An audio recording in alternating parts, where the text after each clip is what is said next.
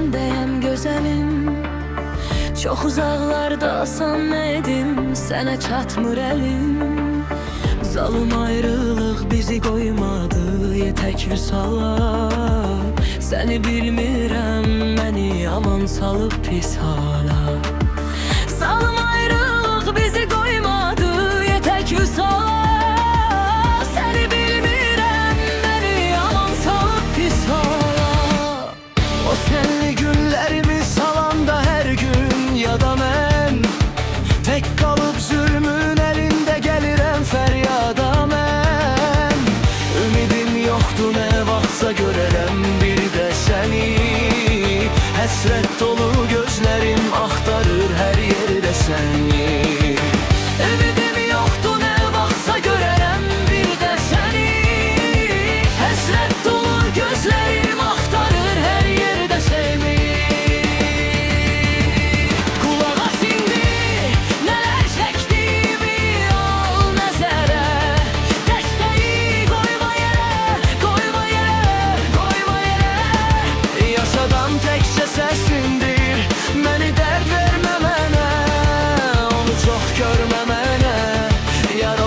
Görmə mənə.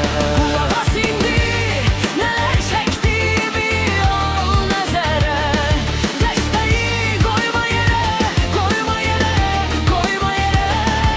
Yaşadan təkcə səsindir, məni dərd vermə mənə. Onu çox görmə mənə, yar onu çox görmə mənə.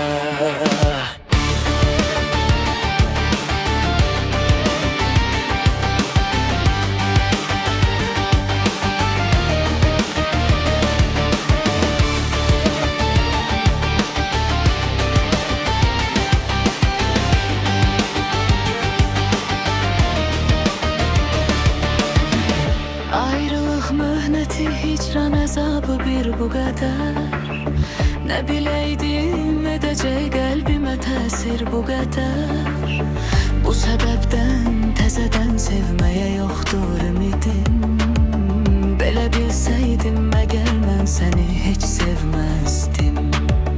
Bu səbəbdən təzədən sevməyə yoxdur ümidim.